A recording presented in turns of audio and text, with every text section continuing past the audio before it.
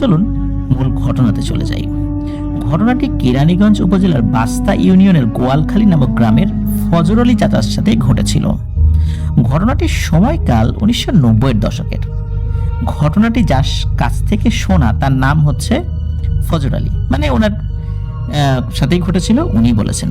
তো গোয়ালখালী গ্রামের বেশিরভাগ লোকই ছিল কৃষক, মানে ওই সময়ের বাস্তবতার কথা বলছি।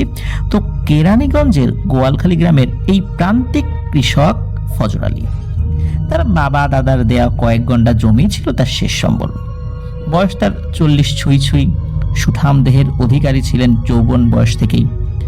তো 40 বয়সেও সেই দেহের সুঠাম ভাবটাও কিন্তু বেশ ভালোই ছিল। সারাদিন জীবিকার তাগিদে মাঠে কাজ করতে হয় ফজর আলীকে, কারণ তার কোনো ছেলে সন্তান ছিল না যে কাজ করে পরিবার চালাবে। তার পরিবারে তার স্ত্রী আর 2 মেয়ে ছিল।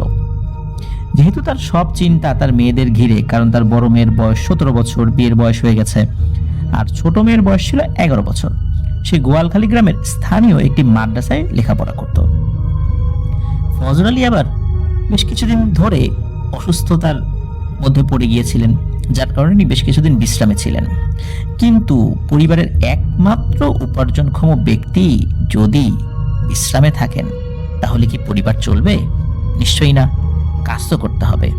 যেহেতু তার কোনো পুত্র সন্তান নেই, তাই কষ্ট হলেও তাকেই কিন্তু পরিবার চালাতে হবে।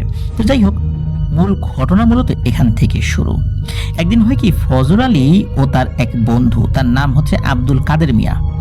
এই কাদের মিয়া কেরানীগঞ্জের জিনজিরা বাজারে আসেন মাছ ধরার জাল কিনতে, যেটাকে আমরা ঝাঁকি জাল বলি। এছাড়াও তারা আরো অনেক কিছু কেনার উদ্দেশ্যে আসেন। তো এই কাদের মিয়া কিন্তু পেশায় একজন ভ্যান চালক ছিলেন। তো কাদের মিয়া কি করতেন, দিনের বেলা ভ্যান গাড়ি চালাতেন আর রাতের বেলা মাছ ধরতেন। মাছ ধরার উপর তার কিন্তু বেশ দক্ষতা এবং নেশাও ছিল মারাত্মক। তো কাদের মিয়া তার ভ্যান গাড়ি নিয়ে যান জিনজিরা বাজারে, যেহেতু অনেক দূরের পথ। তো তারা যখন ভ্যান গাড়িটি নিয়ে জিনজিরা বাজারে আসেন, তখনকার সময় কিন্তু ওই রাস্তার অবস্থা খুব খারাপ ছিল। তো কাদের মিয়া ওই রাস্তা দিয়ে চালানোর সময় হঠাৎ করে ওই ভ্যানের একটা চাকা একটা গর্তের মধ্যে পড়ে যায়। আর এই কারণে ওই ভ্যান গাড়ির পেছনের চাকা অনেকটা বাঁকা হয়ে যায়, এক চাকা আর কি, যেটা গর্তের মধ্যে পড়েছিল। এর ফলে তারা জিনজিরার ওখানকার একটা ওই যেখানে মেরামত করা যায় এমন একটা জায়গায় ঠেলে ঠেলে নিয়ে যায় আর কি। আর ওনারা অন্যান্য কাজ করতে থাকেন। ভ্যান গাড়িটা ওইখানেই ছিল যে ওই দোকান থেকে ওটা মেরামত করবে। তো এর মধ্যে বেলা গড়িয়ে কখন যে সন্ধ্যা হলো বুঝতেই পারেননি এই ফজর আলী আর কাদের মিয়া। যখন সন্ধ্যা নেমে এসেছে, তখনই মনে হলো আরে তাড়াতাড়ি তো বাড়ি ফেরার দরকার। তো এখানে একটা কথা বলে রাখা ভালো যে এর মধ্যে কিন্তু তারা বাজার সদাই, মাছের জাল ইত্যাদি কেনাকাটা করে নিয়েছেন। চিন্তা করছে এদিকে যাওয়ার সময় ওই ভ্যানটা নিয়ে তারা আবার চলে যাবেন। তো তারা দুজনেই জিনজিরা বাজার থেকে ফিরতে ফিরতে বেশ রাত করে ফেলেন। যখন তারা বাড়ির উদ্দেশ্যে রওনা হন, রাতে বাড়ির পথ ধরতেই চারদিকে কিন্তু ধীরে ধীরে অন্ধকার নেমে আসে। কিছুক্ষণ ভ্যান চালানোর পর কাদের মিয়া বুঝতে পারলেন যে অন্ধকারটা একটু বেশি হয়ে গেছে। কিন্তু তাদের সাথে একটি টর্চ লাইট ছিল, আবার লাইটের ব্যাটারিও শেষ। ওই সময় কিন্তু ব্যাটারি দিয়ে চালাতো, এখনকার আজকের মতো কিন্তু এরকম চার্জার লাইটগুলো ওই সময় প্রচলনটা ওরকম ছিল না। তো ব্যাটারি যে শেষ হয়ে গেছে এইটা কিন্তু এই কাদের মিয়া, মূলত টর্চ লাইটটা কাদের মিয়ার, তো উনি বুঝতে পারেন নাই। এখন কি আর করা, এই অবস্থাতে যেতে হবে। যাচ্ছে মোটামুটি যতটুকু দেখা যায়, অনেক পরিচিত রাস্তা তো। তবে সমস্যা ছিল রাস্তার বিভিন্ন জায়গায় ভাঙাচোরা আছে, তো এই জিনিসগুলো খুব খেয়াল করে চলতে হচ্ছিল, এই জন্য খুব আস্তে আস্তে যাচ্ছিল। চারদিকে শুনশান নীরবতা। বেশ কিছু পথ পেরোনোর পর তারা কেরানীগঞ্জের কালিন্দী নামক একটা এলাকায় চলে আসেন। ওই জিনজিরা বাজার থেকে এই কালিন্দী রাস্তার অবস্থা কিন্তু আরো খারাপ, মানে ওই সময়ের প্রেক্ষাপটে বলছি আর কি। যার ফলে যতটুকু গতিতে তারা আসছিলেন, আরো গতি কমিয়ে দিতে বাধ্য হন ওই ভ্যানের। তো এর মধ্যে ফজর আলী ও কাদের মিয়া দেখতে পান যে তার থেকে একটু দূরে 5-6 জন লোক দাঁড়িয়ে আছে। তাদের সামনে যাওয়া মাত্রই একটি বিষয় তারা লক্ষ্য করলো, সেটা হলো লোকগুলো একটি লাশ নিয়ে দাঁড়িয়ে আছে। তো কাদের মিয়া ফজর আলী ওনারা ভ্যানটি নিয়ে তাদের সামনে, মানে ওই লোকগুলোর সামনে যাওয়া মাত্রই তারা তো আকুতি মিনতি করতে শুরু করলো যে লাশটি নিয়ে ওনারা কেরানীগঞ্জের ব্রাহ্মণকিত্তা শ্মশানে যাবেন।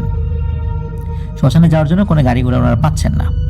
তো লোকগুলো যে শ্মশানের কথা বলছে, সত্যি ওই শ্মশানটি কিন্তু কেরানীগঞ্জের ব্রাহ্মণকিত্তা নামক গ্রামেই অবস্থিত। তো ওনারা বলছেন যে যদি আপনাদের ভ্যানটি দিয়ে আমাদেরকে একটু সাহায্য করেন খুব ভালো হয়।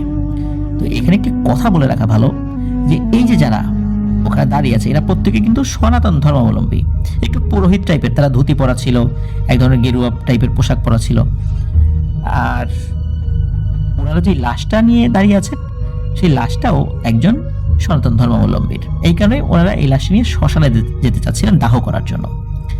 এখন কাদের মিয়া চিন্তা করছেন যে এত রাতে একটা লাশ নিয়ে শ্মশানে যাওয়াটা কি ঠিক হবে, যেহেতু অনেক রাত হয়ে গেছে, আবার লোকগুলো বিপদে পড়েছে, তাদেরও তো সাহায্য করার দরকার।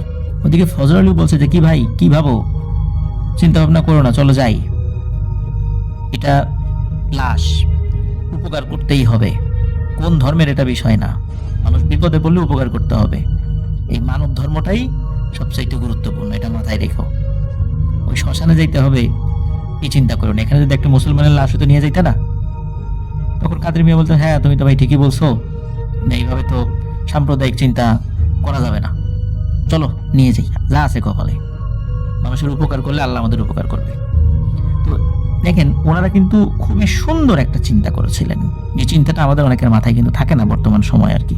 যাই হোক, এখন সমস্যা যেটা হলো একটা ভ্যানে কজন লোক উঠতে পারে, সামনের দিকে দুজন, পেছন দিকে দুজন, পা ঝুলিয়ে নেয়, মাঝখানে একজন বসলো, সেটা 5 জন বসা গেল কোনো মতে চেপে চেপে। কিন্তু ওখানে কিন্তু এই ফজর আলী উনি তো বসেছিলেন, আবার কাদের মিয়া তো ভ্যান চালাচ্ছিলেন। তো এই 2 জন লোক, একজন তো চালক, এছাড়া যদি একটা লাশকে সেখানে রাখা হয় কয়জন লোকই বসতে পারবে? তখন তারা বলেন যে ভাই আপনারা তো উঠবেন, কিন্তু লাশ রাখার পরে কয়জন বসতে পারবে? সামনে একজন বসতে পারবে, তারপর পেছনের একজন বসতে পারবে, আর বাকি লোকদেরকে হেঁটে আসতে হবে। তখন ওনারা বলেন ঠিক আছে, কোনো সমস্যা নেই, আপনার লাশটি ভ্যানে তোলেন, আমরা যে কয়েকজন পারি উঠছি, আর বাকি যারা আছে এরা আস্তে আস্তে হেঁটে হেঁটে আসছি, আপনারা চলে যান, আমাদের লোক তো আছেই একজন আপনাদের সাথে।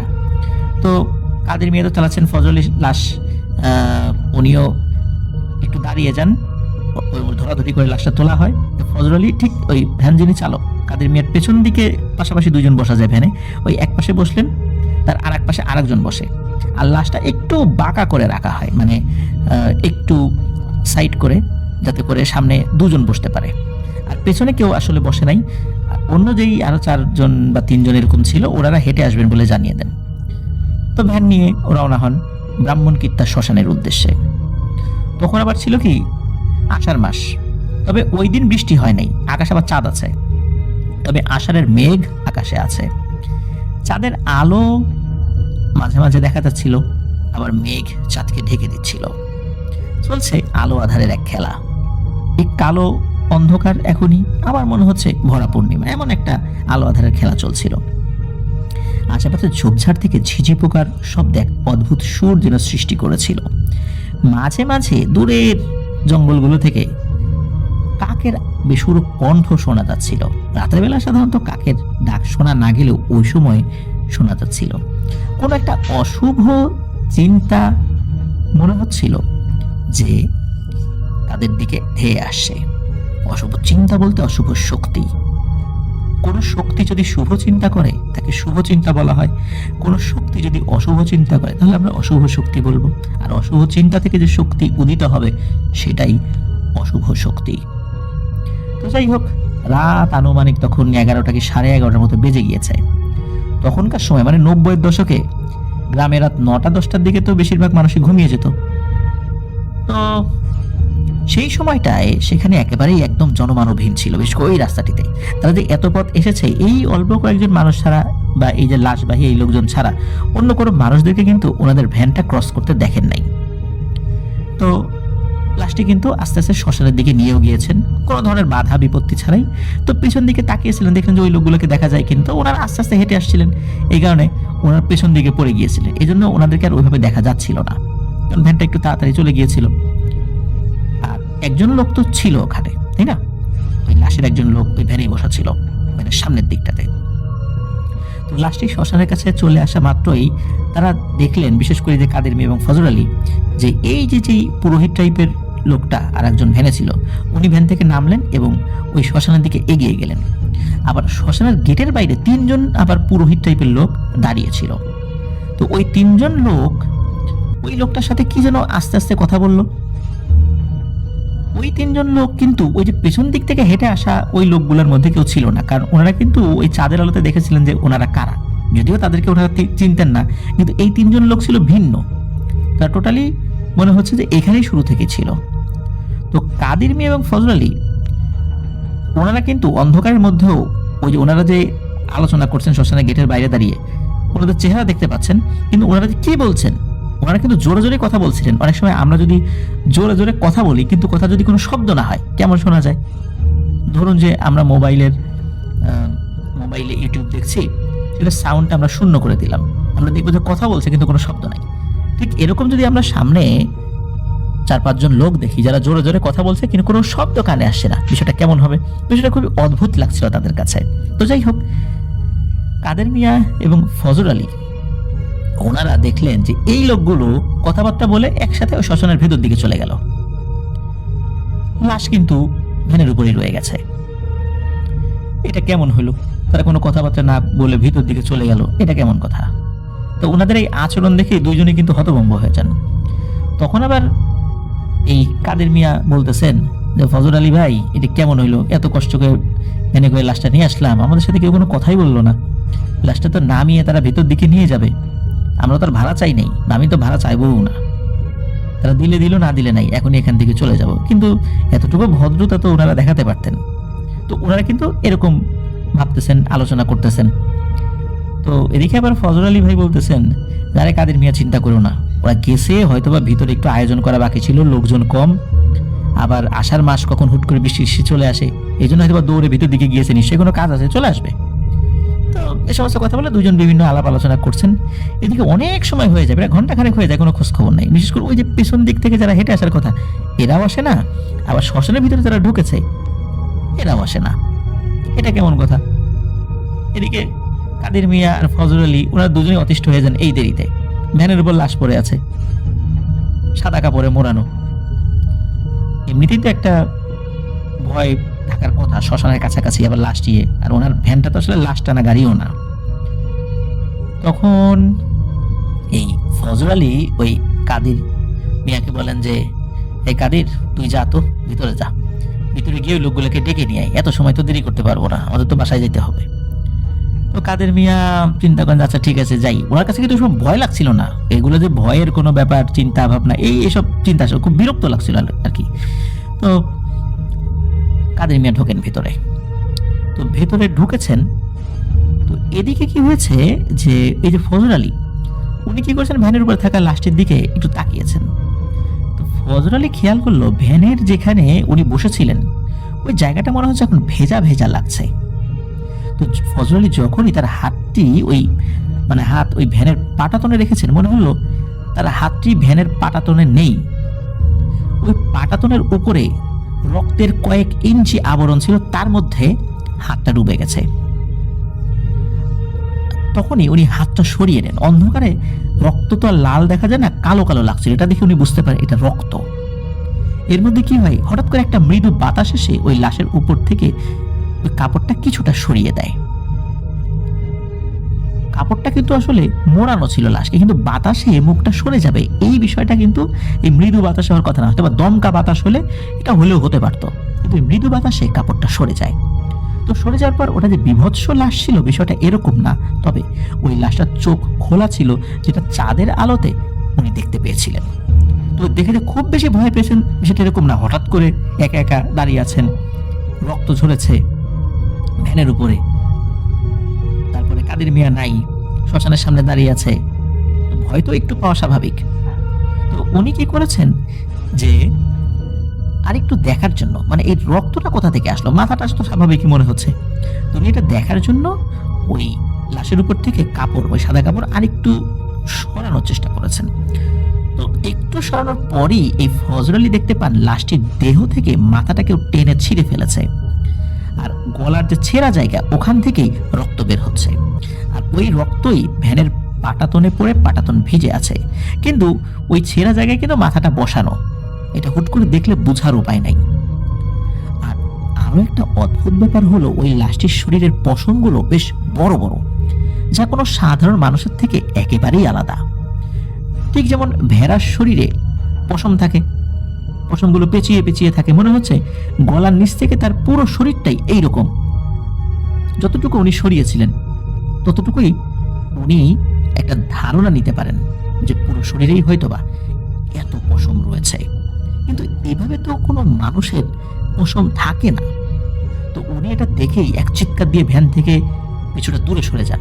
আর এর মধ্যে কি হয়, ওই যে কাদের মিয়া শ্মশান থেকে চিৎকার দিয়ে বের হচ্ছে আর বলছে, এ ফজর আলী রে ভাই, ফজর আলী ভাই, পালা পালা পালা, তাড়াতাড়ি পালা রে পালা, ওরে বাবা রে মেরে ফেলবে, পালা পালা। তো এটা শোনা মাত্রই ফজর আলী আর কাদের মিয়া তারা দুজনেই অন্ধকারের মধ্যে ভ্যানটি ওইখানেই রেখে দিক বিদিক দৌড়াতে শুরু করে। ভয়ে তারা দুজনেই দৌড়ে যে কোন দিকে চলে যাচ্ছে খেয়াল নাই। কিন্তু ফজর আলী কিন্তু এক রাস্তা ধরে দৌড়াতে শুরু করে। অপরদিকে কাদের মিয়া যে কোথায় চলে যায় এটা ফজর আলী জানতেন না। উনি পেছন দিক থেকে ডানে গেছেন, বায়ে গেছেন, না কি হয়েছেন এটা বলতে পারে না। এর মধ্যে ফজর আলীর সাথে আর একটা ভয়ানক ঘটনা ঘটে যায়। ফজর আলী দৌড়ানো অবস্থায় দেখতে পায় দূর থেকে এক লোক ফজর আলীর দিকে আসছে। যুবক বয়সের না হলেও চাঁদের আলো দেখে মনে হলো বেশ শক্তপোক্ত ব্যক্তি, একটু প্রৌঢ় হবে আর কি, বয়স 40-এর উপরে হবে। তো উনি ফজর আলীকে জিজ্ঞেস করলো, কি মিয়া ভয় পাও একা একা যেতে? চলো আমিও যাই তোমার সাথে, একসাথে যাই। তো তার কথায় ফজর আলী অনেকটা সাহস পেলেন। চিন্তা করেন ইনি হয়তো বা বাড়ির দিকে যাচ্ছেন এই রাস্তা দিয়ে। তো একজন লোক পাওয়া গেল। তো তাকে ফজর আলী বললেন যে শ্মশানের ভিতরে একটা ঘটনা ঘটছে। তো কাদের মিয়া তো দৌড়াতে দৌড়াতে বের হলো, কি হয়েছে এটা শুনতে পাই না, কিন্তু আমি তো এই জিনিস দেখলাম। আর এই কাদের মিয়া যে কোন জায়গায় বিপদে পড়লো এটাও তো বুঝতে পারতেছি না। তো লোকটা এই কথা শোনা মাত্রই খিলখিলিয়ে ভয়ঙ্কর ভাবে হাসতে শুরু করে। আর হঠাৎ করে তার শরীরের আকার আকৃতি পরিবর্তন হতে শুরু করে মুহূর্তের মধ্যেই। তখন ফজর আলী স্পষ্ট দেখতে পায় ওই যে ভ্যানের মধ্যে যে লাশটির মুখ উনি দেখেছিলেন, ওই লোকটা ওই লাশের মুখের আকৃতি ধারণ করেছে। মুখমণ্ডল সম্পূর্ণ রক্তে ভেজা এবং ভেড়ার পশমের মতো পুরো শরীরটা। আগে তো তার শরীরে জামা কাপড় ছিল, এখন কোনো জামা কাপড় নাই, পুরো শরীরটাই লোমে আবৃত।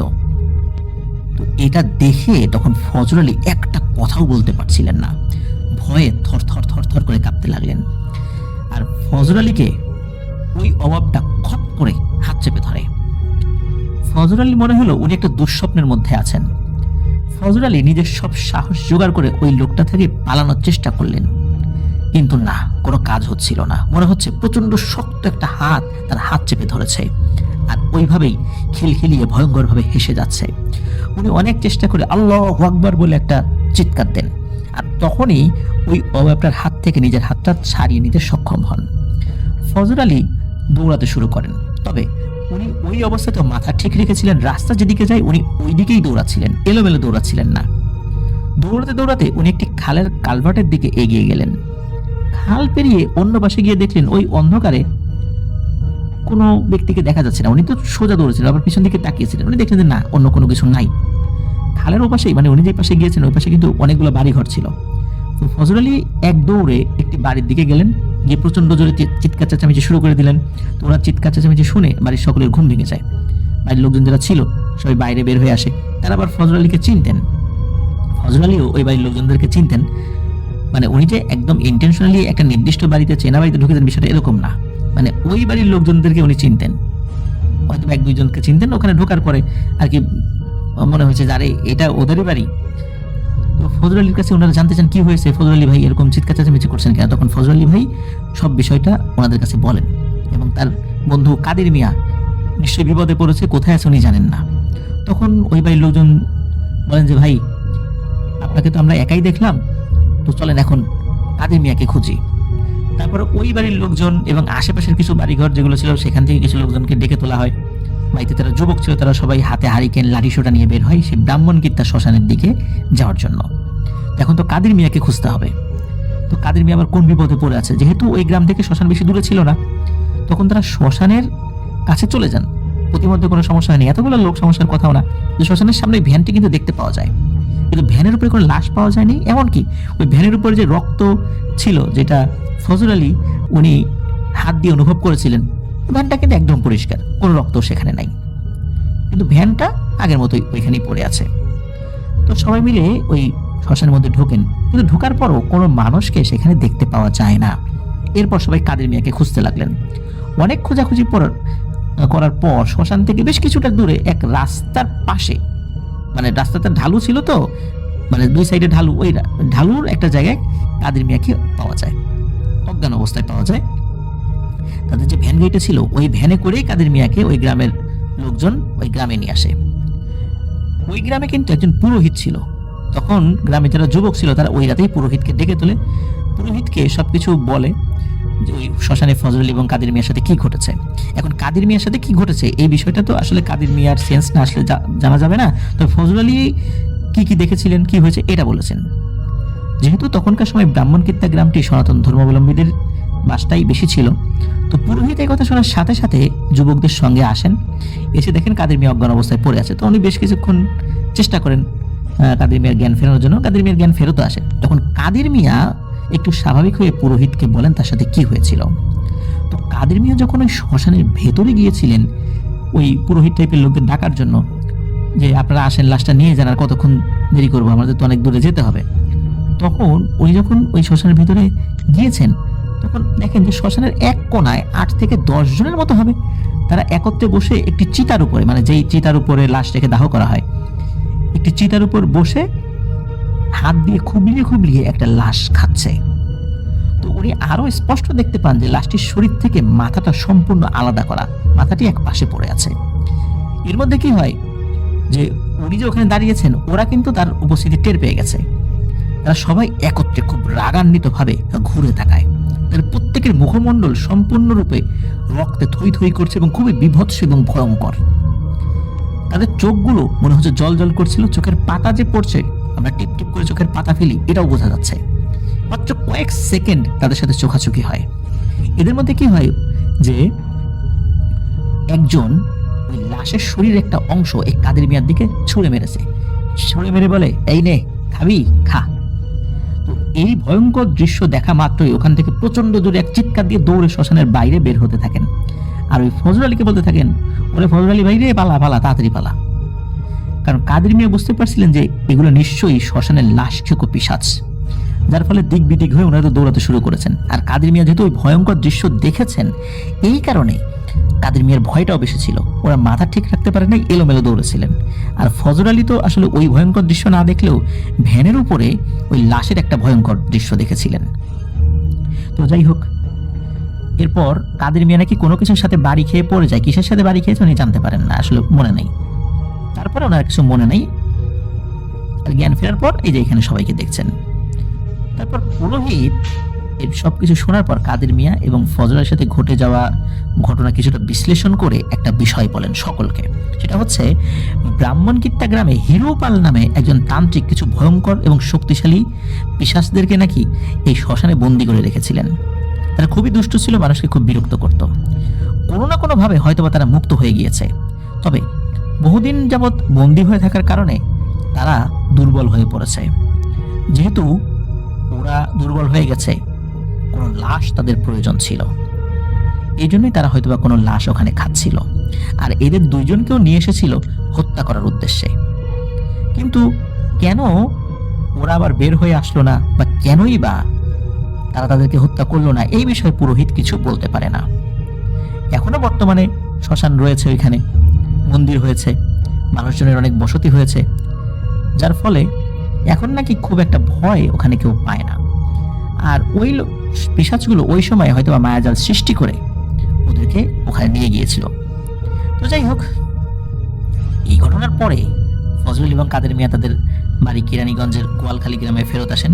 ফজল আলী এবং কাদের মিয়া দুজনে এতটাই ভয় পেয়েছিলেন যে দুজনেই প্রায় টানা 2 সপ্তাহ জ্বরে ভুগেছেন। তো পরবর্তীতে ফজল এবং কাদের মিয়ার সাথে এই বিষয় নিয়ে আর কোনো ঘটনা ঘটেনি। ফজল আলী এখনো ভালো আছেন, সুস্থ আছেন। তো এটি ছিল ঘটনা।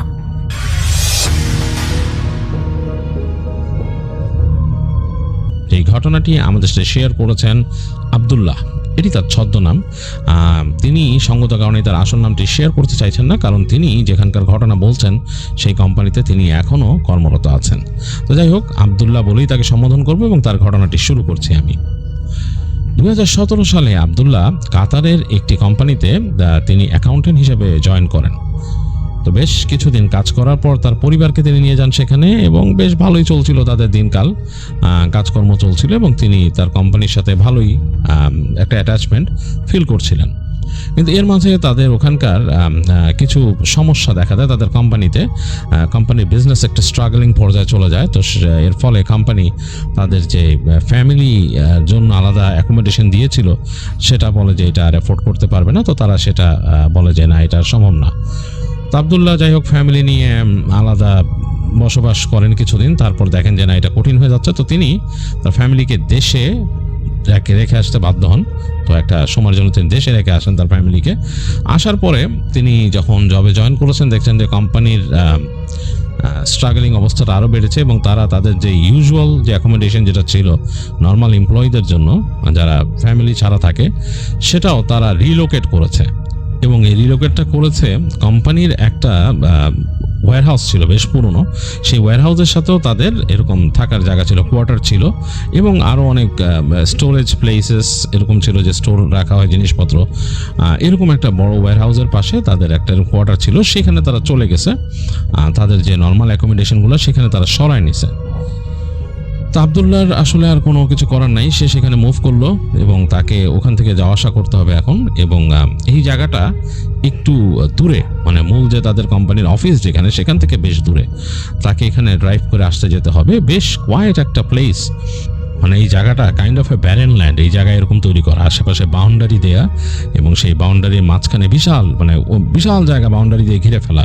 এবং এর মাঝখানেই তাদের জন্য এমনকি সেখানে পার্কিং লট আছে, সেখানে বাস্কেটবল কোর্ট আছে, সেখানে খেলার মাঠ আছে এবং বেশ খোলা জায়গা। এবং তার পাশে এক পাশে বিশাল ওয়্যার হাউস যেখানে মালপত্র রাখা হয়। আবার অনেক জায়গায় দেখা গেছে বিশাল হ্যাঙ্গারের মতো, ছাদ নাই, এরকম রাখা ওই জায়গায়। তো মানে বিশাল একটা কম্পাউন্ড, বাউন্ডারি ওয়াল দিয়ে ঘেরা এবং বড় গেট লাগানো, গেটেড কমিউনিটি। আর এখানে আসার সময় যে রাস্তা সেটাও বেশ কোয়াইট, মানে রাতের বেলা গা ছমছম করে, মানে কাজ শেষ করে সন্ধ্যার পরে যদি আসতে হয় এখানে, বেশ গা ছমছম করা পরিবেশ। আবদুল্লাহর কাছে বেশ অস্বস্তি লাগছে, কারণ রাস্তায় ওই সময় গাড়ি ঘোড়াও থাকে না। মানে একেবারে এই ডেজার্টের রাস্তা দিয়ে এসে, এবং ডেজার্ট দেখা যায় ফাঁকা, দূরে দূরে পাহাড় দেখা যায়। তো সেখান দিয়ে এসে যখন নাকি কম্পাউন্ডের এখানে আসে, এই যে বাউন্ডারি ওয়াল আর অবকাঠামোটাকে দেখেও মনে হয় যে একটা ভৌতিক একটা স্ট্রাকচার দূর থেকে। তো যাই হোক, আবদুল্লাহর আর কোনো অপশন নাই, তার এখানেই থাকতে হবে। প্রথম দিকে মানায় নিতে একটু কষ্ট হতো, কারণ রাতের বেলা ওখানে ঢোকার পরে সে গাড়িটা পার্কিং লটে রেখে যখন হেঁটে হেঁটে ফিরতো, মানে সে বাসার দিকে যেত, কোয়ার্টারগুলোর দিকে, দূর থেকে দেখতো যে হেঁটে গেলে একটা করিডোর, মানে এই দুই পাশে দেখা গেছে যে ওয়াল করা, কারণ ওই দুই পাশে হচ্ছে মানে স্টোরেজ, মানে মালপত্র রাখার জায়গা, পুরনো অনেক জিনিসপত্র রাখা আছে ওইখানে। তো সেই মাঝখান দিয়ে একটা করিডোর চলে গেছে, সেই করিডোর দিয়ে যখন হেঁটে যেত দূরে কোয়ার্টারগুলোতে রাতের বেলা বাতি জ্বলতো না, কারণ মাত্র তারা কয়েকজন উঠছে ওখানে। তো অন্যান্য জায়গাগুলোকে দেখে মনে হতো খা খা করতেছে, মানে উপরে মানে দোতলা বিল্ডিং, তো উপরে যখন চাঁদের আলো পড়ছে ওই জায়গায় মানে দেখা যেত যে জানলার শার্সিতে চাঁদের প্রতিবিম্ব, অন্ধকার, সামনে কিছু নাই। আর নিচে যেই রুমগুলোতে তারা কয়েকজন উঠছে সেই জায়গাগুলোতে লাইট জ্বলতেছে। আর মানে ওই করিডোর থেকে বের হয়ে আসলেও জানি কেমন লাগতো। অবভিয়াসলি এখানে একটা মসজিদও আছে, প্রেয়ার হলও আছে এখানে কাছে, তো সেটাও দেখা যায়, ওখান থেকে বের হয়ে আসলে দেখা যায়। তো রাতের বেলা আসলে কিছু করার নাই। আবদুল্লাহ তো এখানে একা, ফ্যামিলিও নাই, আর সে আসলে বেশ কিছুদিন ফ্যামিলি নিয়ে থেকে ইউজ টু হয়ে গেছে ফ্যামিলি লাইফে। তো খুব একাকিত্ব লাগতো, এবং তার সাথে যারা কলিগ উঠছে তারা বেশিরভাগই দেখা গেছে যে ওখানকার আরব এবং আশেপাশের এলাকার লেবানিজ অ্যান্ড অন্য এলাকার মানুষ। তো এর মাঝে শুধু একজন পাকিস্তানি ছিলেন, তার নাম ছিল আরিফ, এবং আরিফ সাহেবকে তিনি বলতেন আরিফ চাচা। তো তার সেই আরিফ চাচার সাথেই মাঝে মাঝে কথাবার্তা হতো এবং গল্প হতো।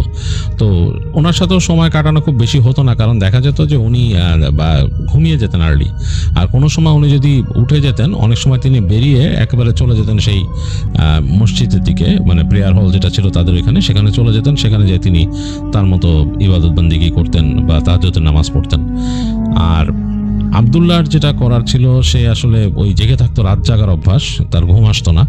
তো সে জেগে থেকে অনেকক্ষণ চেষ্টা করতো তার মতো ব্রাউজ করতে, মোবাইলে এটা ওইটা দেখতে। তারপরে তখন সে তারপরে বের হয়ে আসতো, বের হয়ে রাতের বেলা হয়তো দেখা যেত যে সে কথা বলতেছে অথবা ফেসবুক বা সোশ্যাল মিডিয়া ব্রাউজ করতেছে। তো এগুলোই করতো আবদুল্লাহ।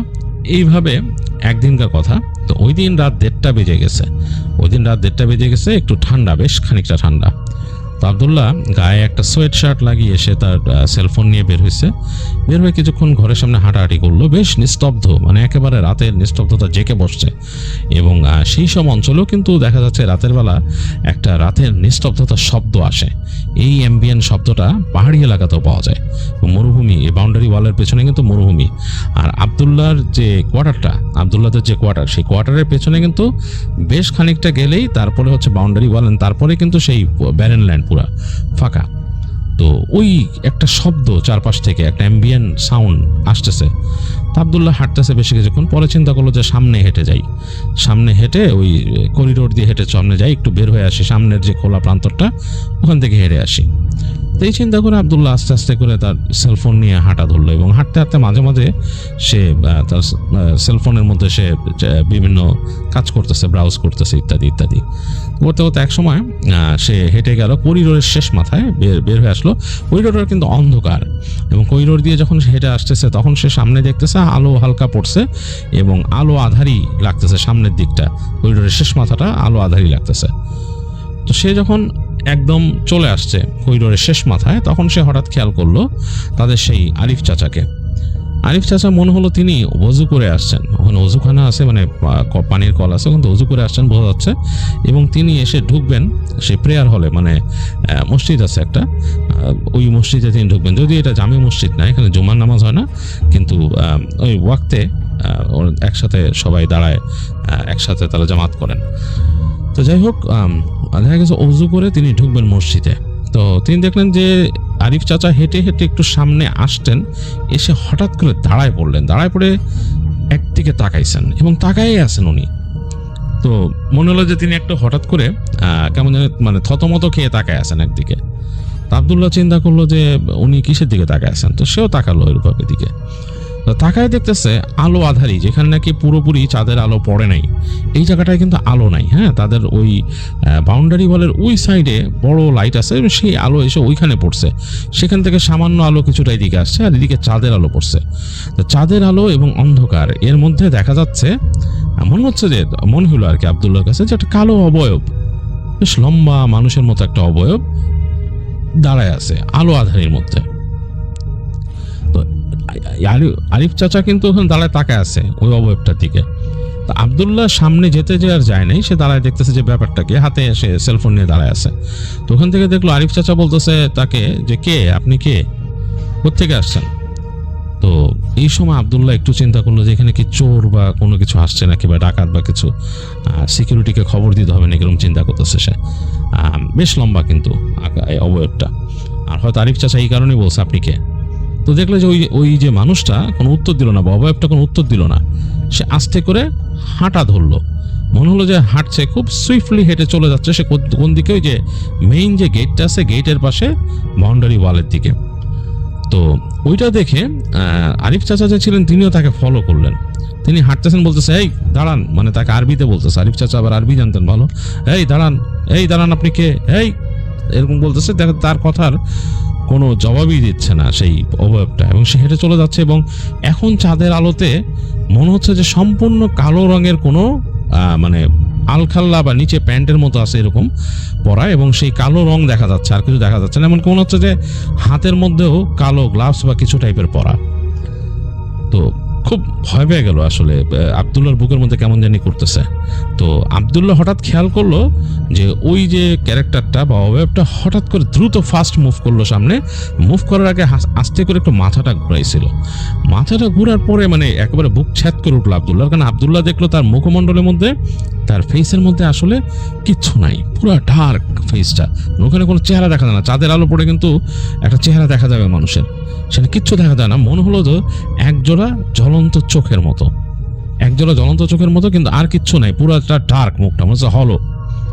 তো সেই যে অবয়বটা দ্রুত গেছে, মানে অ্যাজ ইফ যে উড়ে চলে গেল এরকম, মানে বাতাসে উড়ে চলে যায়, জাস্ট লাইক দ্যাট, গিয়ে দেয়ালের উপরে পড়লো, একেবারে গেট না দেয়ালের উপর পড়লো, এবং খুবই আশ্চর্যজনক ভাবে দেয়ালের সাথে মিলায় গেল। এবং এটা দেখে আসলে প্রচন্ড ভয় পেয়েছে আবদুল্লাহ, সে থতমত খেয়ে গেছে। সে মনে করলো যে কি দেখলাম এটা। পরবর্তী সেকেন্ডে সে দেখলো, আরো বেশি আশ্চর্য হওয়ার পালা, সে দেখলো যে ওই আরিফ চাচা দৌড় দিয়ে পিছনে যে সেও দেয়ালের উপর পড়লো এবং অদৃশ্য হয়ে গেল। এইবার প্রচন্ড রকমের ভয় পেয়েছে আব্দুল্লাহ। তার হাত থেকে মোবাইলটা পড়ে যাচ্ছিল, সে মোবাইলটা জোরে চেপে ধরে সে মানে কাঁপতেছে থরথর করে। চিন্তা করলো যেটা কি দেখলাম, এবং পুরা সাইলেন্স, চারিদিকে একদম নিথর হয়ে গেছে, আর কোনো শব্দ নাই। মানে রাতের যে শব্দটা, ক্রিকেট যদি ডাকে ঝিঝি পোকা, সেরকম একটা ডাক, এছাড়া আর কিচ্ছু নাই। একটু পরে সে মনে হলো যে কাইন্ড অফ লাইক গোঙানির মতো শব্দ একটা পেলো, তার বুকের মধ্যে ধক করে উঠলো এটাকে, এবং তার মনে হইতেছিল আব্দুল্লাহ যে সে দৌড় দিয়ে চলে যায় তার ঘরে। এত ভয় পেয়েছে, কারণ তার এই যে আসার রাস্তা, করিডোর, এখান থেকে কেউ নাই। তার বুকের মধ্যে কেমন জানি একটা ভয় ধরে গেছে, সে মনে হচ্ছে দৌড় দিই। এটা গোঙানির মতো শব্দ পেলো। তারপর দেখলো যে মেইন যে গেটটা, ওই গেটটা তাদের যে, ওইটা কিন্তু মেটালের গেট, লোহার গেট, ওইটা বাইরে দিয়ে কেউ নক করতেছে, ধাপ ধাপ ধাপ ধাপ করে মানে নক করতেছে, এবং আরবিতে বলতেছে দরজা খুলতে। এবং এটা সেই আরিফ চাচার গলা, বলতেছে দরজা, মানে দরজা খোলো, আরবিতে বলতেছে দরজা খুলো, দরজা খুলো তাড়াতাড়ি, এবং তিনি বলছে গোঙাইতেছে কাইন্ড অফ। তো আব্দুল্লাহ একটু মানে ভয় পেয়ে গেল, এরকম অন্ধকারের মধ্যে কি করবে, এবং দেখতেছে কোনো গার্ডও নাই গেটের কাছে।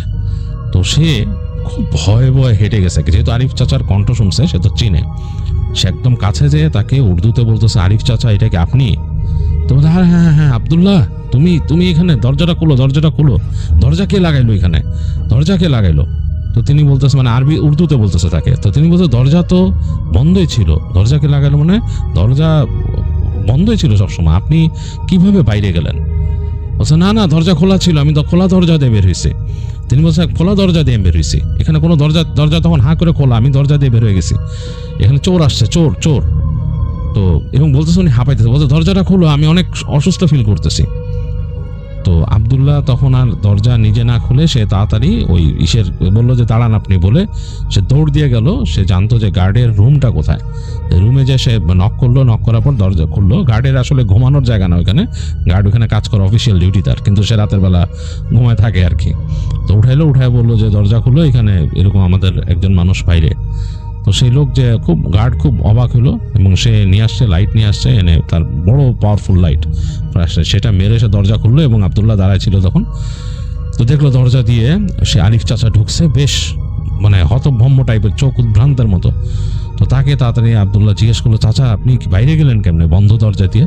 বলে, আরে দরজা খোলা ছিল, দরজা খোলা ছিল। তো তখন আব্দুল্লাহ ভাবতেছে যে আমি নিজেই তো দেখছি চাচা দরজা দেয়াল ভেদ করে চলে গেছে, কেমনে সম্ভব এটা ভাবতেছে, সে মাথার মধ্যে চিন্তা করতেছে। তো সে দেখতেছে ওই চাচা উদ্ভ্রান্তের মতো, বলে যে চাচা পানি খান, বসেন। তাকে বসাইলো, বসায় পানি এনে দিল। তো বেশ ঠান্ডা ছিল, তার মধ্যে ওনার মাথার মধ্যে হালকা পানি ছিটাই দিল। বলে যে তখন আস্তে আস্তে আব্দুল্লাহ বলতেছে, চাচা আমি কিন্তু দেখছি আপনি এই দেয়াল ভেদ করে চলে গেছেন এখান দিয়ে, এটা আমি কি দেখলাম আমি নিজেই জানি না, ঘটনাটা কি ঘটলো? তখন চাচা হা করে আছে কিছুক্ষণ, তারপর বললো যে দেখো আব্দুল্লাহ, আমি দেখছি এখানে লম্বা একটা মানুষ দাঁড়ায় আছে, আমার মনে হইলো এটা অপরিচিত কেউ, এবং এখানকার মানে কোনো না, মানে এখানকার কেউ না। আমি তারা জিজ্ঞেস করলাম, যেহেতু আমাদের অফিস, আমাদের ওয়্যার হাউস, আমি জিজ্ঞেস করবো না, জিজ্ঞেস করলাম কে এখানে? সে কোনো উত্তর না দিয়ে আস্তে হাঁটা তুললো, দৌড়াইলো। তা আমি তাকে থামাইতে চাইছিলাম, আমি তো জানি দরজা বন্ধ দেখে আমি থামাইতে চাইছিলাম, আমি তার পিছে গেছি। একটু পরে সে জোরে ছুটলো, তারপর আমার দিকে তাকাইলো, আমার কাছে কেন জানি তার চোখ দুইটা মনে হচ্ছিল জল করতেছে, আর কিচ্ছু দেখি নাই। আমার আর তেমন কিছু মনে নাই, আমার শুধু মনে হলো আমি খোলা দরজা দিয়ে দৌড়ায় বের হয়ে গেছি। এবং বেশ খানিকটা যাওয়ার পরে দেখলাম পুরা ফাঁকা, একদম মানে মরুভূমি খা করতেছে, ওই জায়গায় কেউ নাই। পুরা রাস্তাটা, মানে যে মরুভূমির পাশে মাঝখান দিয়ে রাস্তাটা গেছে ওটা খা, এবং দুই পাশে মরুভূমির মধ্যে হালকা গাছ হয়েছে ছোট ছোট, মানে কিচ্ছু নাই। আমার তখন হুঁশ ফিরল, আমি তাড়াতাড়ি ফিরে আসলাম, এসে গেটে নক করলাম, দেখি গেট বন্ধ। তা আমি ভাবছি যে গেটটা খোলা ছিল, গেটটা কে বন্ধ করে দিল? আব্দুল্লাহ বললো যে চাচা এটা তো আসলে বাজে ব্যাপার, এটা কারোর সাথে শেয়ার করা দরকার। তো তারা চাচাকে নিয়ে আসলেন, এসে ওখানে ওনাদের ওই কোয়ার্টারে ওইখানে যে মসজিদে যিনি এমনি নামাজ পড়াইতেন, এবং উনি অন্য জব করতেন আর কি, কিন্তু নামাজটা পড়াইতেন, তাকে ওনারা রিচ করলেন। তিনি আরবীয় একজন, এবং তার সাথে কথা বললেন যে এরকম ঘটছে। তো তিনি বললেন যে উনি তো খারাপ কিছু দেখছে, এটা জিন্নাত, ওনাকে জিন্নাতের সামনে পড়ছিলেন, এবং জিন্নাত। তো যাই হোক, এগুলো বললেন, ওনাকে পড়া পানি দিলেন, বললেন যে ভয় পেন না, রাত্রে ঘুমা যান। এবং যেহেতু চাচা নিজেও নামাজ কালাম পড়তেন খুব, তিনি এতটা ভয় পেতেন না। তো তবুও তাকে রিকোয়েস্ট করলেন আব্দুল্লাহকে সাথে থাকতে ওই দিন ওনার রুমে। তো আব্দুল্লাহ ছিলেন ওই দিন ওই রুমের মধ্যে, আব্দুল্লাহ তার সোফাতেই শুয়ে থাকলেন। কিন্তু পরদিন সকালে দেখা গেল চাচা খুব অসুস্থ, শারিফ চাচার খুব জ্বর আসছে, এবং সে মানে কাঁপতেছে। তো তো সাথে সাথে আব্দুল্লাহ খবর দিল অফিসের লোকজনদের, তারা আসলো, এসে দেখলো। তারা দেখার পর ওখান থেকে ডাক্তারে খবর দেওয়া হলো, ওনাকে নিয়ে যেতে বলা হলো। তো নিয়ে যাওয়ার পরে উনি নাকি বেশ অনেকদিন ভুগছিলেন এবং ওনার নাকি পক্স হয়েছিল, মানে হাসপাতালে যাওয়ার পরে দেখা যেন পক্স হয়েছে। তো যাই হোক, উনি বেশ অনেকদিন অসুস্থ ছিলেন, প্রায় মাসখানেক অসুস্থ থাকার পর উনি আবার ব্যাক করে আসেন। তো তখন নাকি উনি ওই কথা বলেন, যে উনি নিজেই বলেন আর কি আব্দুল্লাহকে, যে আমাকে আসলে এমন জিন্নাত ধরছিল যে বিমারি ছড়ানো জিন্নাত আমাকে ধরছিল, এর জন্য আমার এই অসুখ হয়েছিল, আর আমার তার পিছে যাওয়া উচিত হয় নাই। তিনি আব্দুল্লাহকে সাবধান করেন যে দেখো, এখানে যেহেতু থাকো, কখনো রাতের বেলা এরকম কিছু দেখলে, এটা খোলা জায়গা, পাহাড় পর্বত, পাশে একদম ফাঁকা জায়গা, প্যারেন ল্যান্ড, এইসব জায়গায় অনেক জিনিস আছে, আমার নিজেরও উচিত হয় না, আমি যে কেন গেলাম, কখনো এরকম যাবা না। হ্যাঁ, রাতের বেলা এরকম হাঁটাহাঁটি করারও দরকার নেই। আমিও চিন্তা করছি এখন থেকে আমার নামাজ কালাম আমি ঘরে পড়ে ফেলবো। তো এই ছিল আব্দুল্লাহর ঘটনা।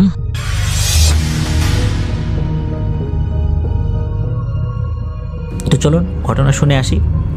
এই যে আব্দুর রহমান, এর পেশা হচ্ছে ছাগল গরু চড়ানো। শুনে মনে হতে পারে যে সে ছাগল গরু চড়ায়, তার আর্থিক অবস্থা কি ভালো না? না, বিষয়টা আসলে এরকম না। তার বাবা কিন্তু অত্যন্ত সম্মানিত একজন ব্যক্তি, আর তাদের জমি জমা অনেক। সমস্যা কিন্তু এই আব্দুর রহমানের মধ্যে। এই ছেলেটা ছিল খুবই দুষ্টু প্রকৃতির, আর তার বাজে ধরনের একটা অভ্যাস ছিল। সে অভ্যাসটা হচ্ছে, সে যদি কোনো কারণে রেগে যেত, সামনে থাকা মানুষ হোক, যেই হোক, যার উপর রাগ করবে তাকে কামড় বসিয়ে দিত। এদিকে এই ছেলের এরকম আচরণ অনেকেই তো সহ্য করতো না। অনেক সময় তার বাবাকে এই বিষয়ে নালিশ করা হয়েছে, তার বাবা শাসনও করেছেন, কিন্তু এই আব্দুর রহমানের এই যে অভ্যাস বা আচরণ, এটাতে পরিবর্তন দেখা গেল না।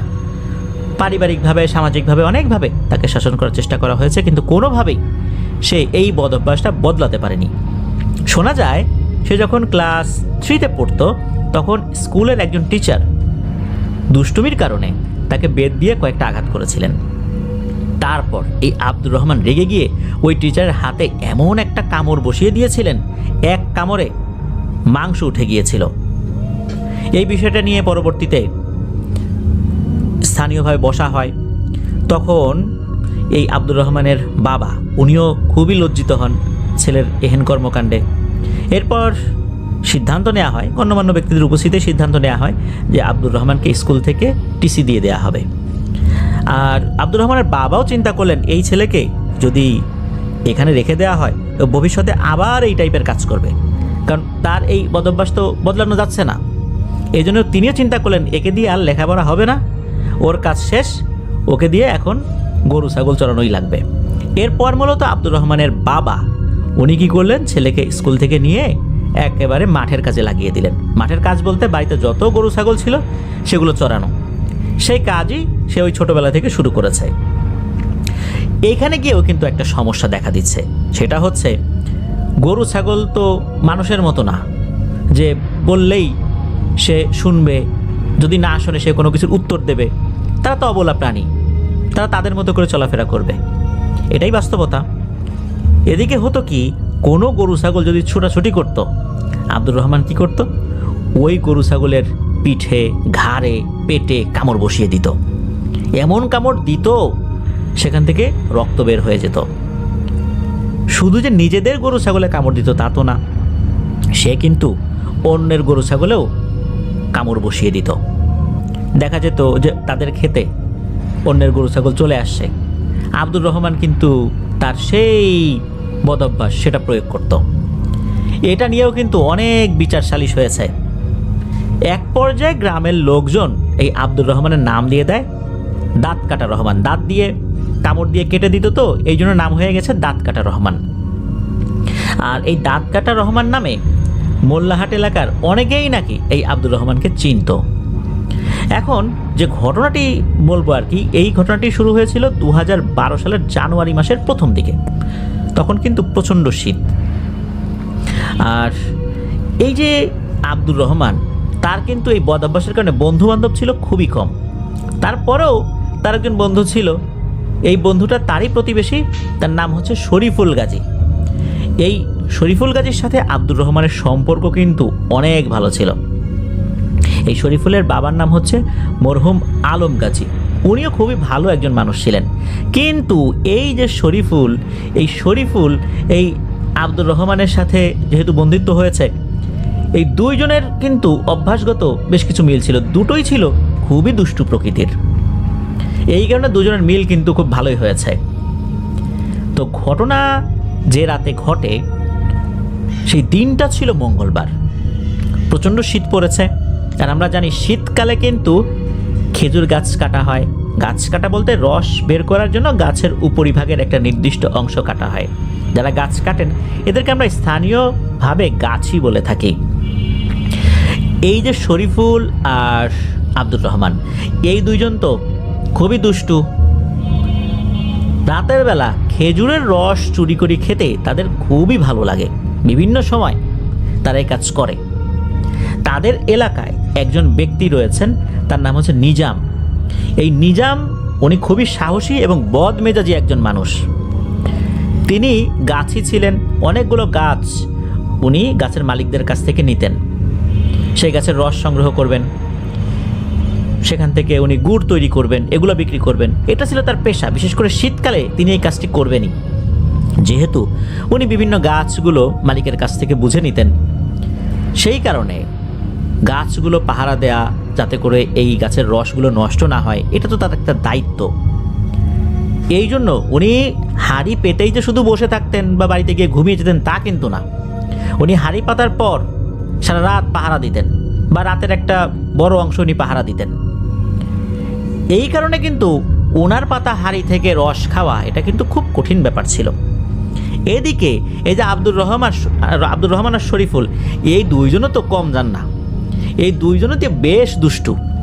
তারা চিন্তা করলেন যেভাবেই হোক এই নিজাম গাছের গাছ থেকে রস চুরি করে তারা খাবেই। শুধু রস চুরি করে খাবে না, এই রস চুরি করে তারা পায়েস রান্না করবে। এমনিতে খাবে, আবার রস নিয়ে পায়েস রান্না করবে, সেটাও খাবে। এখন নিজাম গাছের গাছ থেকে রস চুরি করে তো কঠিন ব্যাপার। সে সব সময় পাহারা দেয় রাতের বেলা। সে যেই গাছে হাঁড়ি বসিয়েছে সেই গাছগুলোর কাছে যায়, একবার যায় না, কয়েকবার যায়। সুতরাং একটা রেকি করতে হবে, অর্থাৎ সে কিভাবে আসা যাওয়া করে, একটা গাছের কাছ থেকে সে চলে যাওয়ার পর আবার ওই গাছের কাছে আসতে কতটুকু সময় লাগে, এই সময়ের মধ্যে তারা চুরি করবে। এই চিন্তা থেকে তারা তো এক রাতে বেরিয়েছে, অর্থাৎ যেই রাতে ঘটনা ঘটে আর কি। ওই সময় কিন্তু প্রচণ্ড কুয়াশা ছিল, যার কারণে দূর থেকে কিছু দেখা যাচ্ছে না। আর এই দুইজনের কাছে কিন্তু কোনো লাইট ছিল না। লাইট জ্বালালেই তো ওই নিজাম গাছি টের পেয়ে যাবে যে এখানে লোক আছে, তখন তো হবে আর এক বিপদ।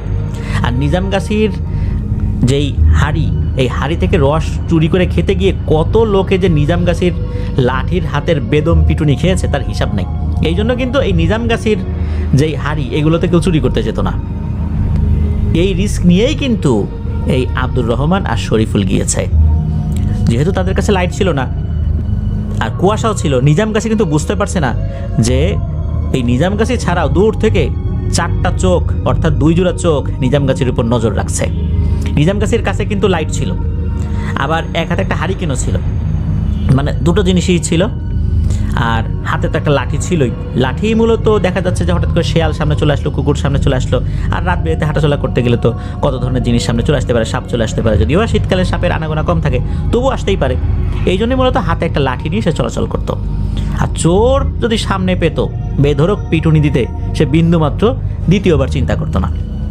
এদিকে তারা দেখছে যে নিজাম গাছি কোথায় যায়। তো নিজাম গাছির যে টর্চ লাইট বা হারিকেন, এটা দেখলে তো বোঝা যাচ্ছে দূর থেকে, কুয়াশার মধ্যে তো বেশ দূরত্ব পর্যন্ত দেখা যায় আলোগুলো। তো বুঝতেছে যে একটা গাছ থেকে যখন আর একটা গাছের কাছে যায়, পুরো রাউন্ড দিয়ে আসতে তার সময় লাগে মোটামুটি 15-20 মিনিটের মতো বা আধা ঘন্টার মতো। তো বুঝতে পারলো যে এই আধা ঘন্টার মধ্যে কাজ সারতে হবে। নিজাম গাছি কোন কোন জায়গায় হাঁড়ি পেতেছে এটা কিন্তু তারা আগে থেকে এই খোঁজ খবর নিয়েছিল। তারা বুঝতে পেরেছিল এই জায়গা থেকে এখন ওই জায়গায় যাবে, ওই জায়গা থেকে ওই জায়গায় যাবে, তারপর আবার এখানে আসবে। এরকম করে বেশ খানিকক্ষণ যখন হয়ে যায়, তখন তাদের মধ্যে একটা আশার আলো জেগে ওঠে। তা হচ্ছে তারা খেয়াল করে নিজাম গাছি এবার আর চারদিকে বেশি একটা ঘোরাঘুরি করছে না, 2 রাউন্ড দিয়েই সে বাড়ির দিকে চলে যাচ্ছে। এই দৃশ্য দেখে আব্দুর রহমান আর শরীফুল তো বেজায় খুশি যে এইবার বেশ আরামায়েশ করেই রস চুরি করা যাবে, যেহেতু সে বাড়ির দিকে চলে গেছে।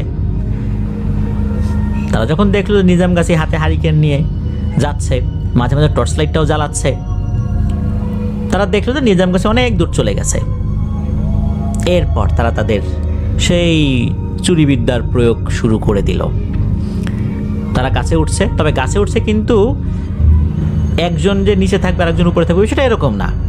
তারা কি করেছে, প্রায় 8-10টা গাছ ভাগ করে নিয়েছে, যে একজন এই 5-6টায় উঠবে আর একজন ওই 5-6টায় উঠবে, এরকম করে আর কি।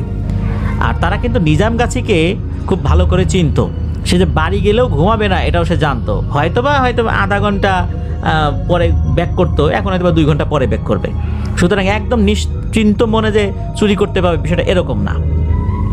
তারপরও একটু রিলিফ তো পাওয়া গেছে। এখন কি করেছে, তারা তো রস চুরি করতে শুরু করেছে। এদিকে চারদিকে ঝিঝি পোকার ডাক তো ছিলই। ওই সময় এই আব্দুর রহমান আর শরীফুল ছাড়া আশেপাশে কেউ নেই। তারা তো দুজনের মতো করে কাজ শুরু করতে লাগলো। রসও সংগ্রহ করেছে, রস সংগ্রহ করে এক জায়গায় রেখেছে। এইভাবে কিন্তু তারা কাজ করছে। তারা যখন একটা গাছ থেকে রস সংগ্রহ করে তখন একটা জায়গায় এসে মিলিত হয়। ওই গাছ থেকে রস সংগ্রহ করে বড় একটা হাঁড়িতে রাখে, দুজনই রাখে, কারণ তখনও তো খুব বেশি রস পড়েনি। এরা তারা সংগ্রহ করছে। আব্দুর রহমান খেয়াল করলো সে 2টো গাছ থেকে রস সংগ্রহ করার পরও এই শরীফুল আসেনি। চিন্তা করলো কি ব্যাপার, কয়েকবার তো শরীফুলের সাথে দেখা হলো, আমি 2টো গাছ থেকে রস নামালাম, শরীফুলকে যে দেখলাম না, ঘটনাটা কি? এদিকে সে তো চিৎকার দিয়ে শরীফুলকে ডাকতেও পারছে না। সে বিভিন্ন ধরনের ইশারা, ইঙ্গিত, মুখ দিয়ে বিভিন্ন ধরনের শব্দ করছে। এই শব্দগুলো কিন্তু তাদের বলা ছিল যে এরকম শব্দ একজন আরেকজনকে করবে। সে যখন এরকম মুখ দিয়ে সাংকেতিক শব্দ করছে, এই শব্দের কোনো রিপ্লাই আসে না। একে তো প্রচণ্ড ঠান্ডা, ঘন কুয়াশা, আর এই জায়গাতে আব্দুর রহমান আর শরীফুল ছাড়া এখন আপাতত কেউই নেই। এরই মধ্যে হঠাৎ প্রচণ্ড জোরে একটা চিৎকারটা ছিল শরীফুলের। শুধু একবারই চিৎকারটা শোনা গিয়েছিল, তা হচ্ছে আমাকে বাঁচাও, জাস্ট এই একবারই। এখন এই একবার শব্দ হবার পর আর তো কোনো সারা শব্দ পাওয়া যাচ্ছে না। এদিকে আব্দুর রহমান সে তো চিন্তায় পড়ে গেল যে শরীফুলের কি হলো। সেও তো ভয় পেয়েছে, নিশ্চয়ই কোনো একটা সমস্যা হয়েছে।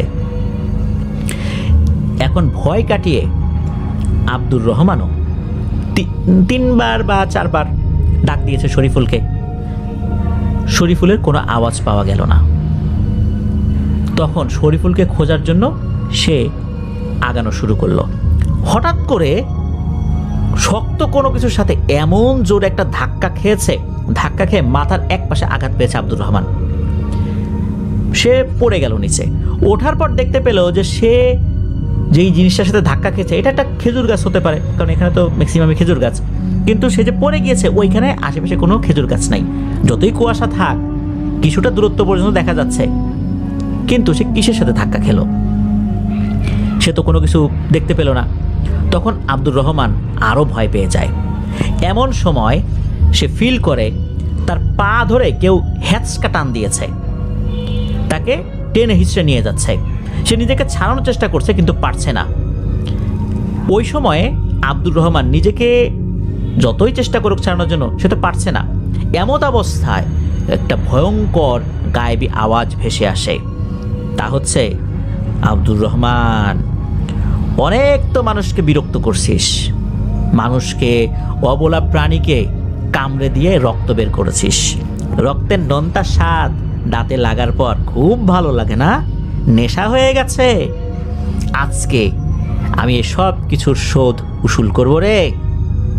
আজকে তোকে কামড়ে দিয়ে তোর রক্তের নোনতা স্বাদ কেমন তা আমি বুঝবো। এই কথা বলার পরপরই নাকি আব্দুর রহমান ফিল করে তার ঘাড়ের এখানে কে যেন ভয়ঙ্করভাবে কামড়ে দিয়েছে। মনে হচ্ছিল খুবই সুচালো দাঁত, অনেকগুলো দাঁত দিয়ে কামড়ে দিয়েছে তার ঘাড়ের উপরে। এমন জোরে এক চিৎকার দিয়েছে আব্দুর রহমান অসহায় হয়ে গেছে। ওখানে আর কেউ নাই। আর এরপর আবার কি হয়, আব্দুর রহমান ফিল করে যে সে শূন্যে উঠে যাচ্ছে, তাকে শূন্যে তুলে ফেলে। শূন্যে তোলার পর আবার নিচে ছুঁড়ে মারে, আবার শূন্যে তোলার পর আবার নিচে ছুঁড়ে মারে, এভাবে 2 বার ছুঁড়েছে। আব্দুর রহমানের শরীরে আর জোর নাই, চিৎকার যে দেবে এই শক্তিটাও তার শরীর থেকে হারিয়ে গেছে। এর মধ্যে ঘটে একটা ঘটনা, এই যে 3 বার ডাক দিয়েছিল শরীফুলকে, তারপর চিৎকার দিয়েছিল, অনেক দূর থেকে আবার এই যে নিজামগাছি উনি এই শব্দটা শুনেছিলেন। উনি চিন্তা করলেন যে কী ব্যাপার, ওইদিকে শব্দ আসে কোত্থেকে। উনি আবার বাড়ি থেকে হাঁটা ধরেছিলেন। ওনার বাড়ি যে খুব বেশি দূরে ছিল তা না, আবার অনেকেই তো রস চুরি করতে আসে, ডাকাডাকি করে, এরকম করে হয়তো বা কেউ এসে নিজেরা নিজেদের মধ্যে ডাকাডাকি করছে, আবার কেউ বিপদে পড়লো কিনা, ওই চিন্তা থেকে ওই নিজামগাছি বের হয়ে আসেন।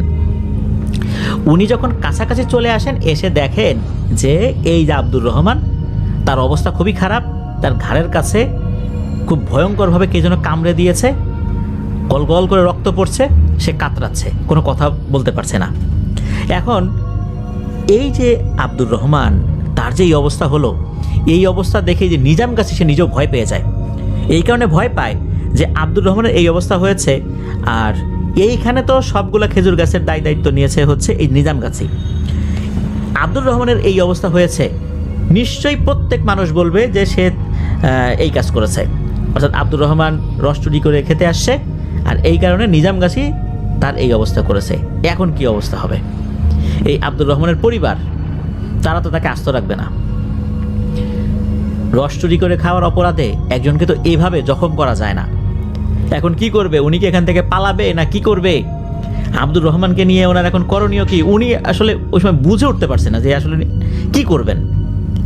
তখন সিদ্ধান্ত নিলেন যা হয় হবে, একটা মানুষকে তো বাঁচাতে তো হবে, রস চুরি করে না খেতেই আসে, তাই বলে কি সে মারা যাবে এভাবে?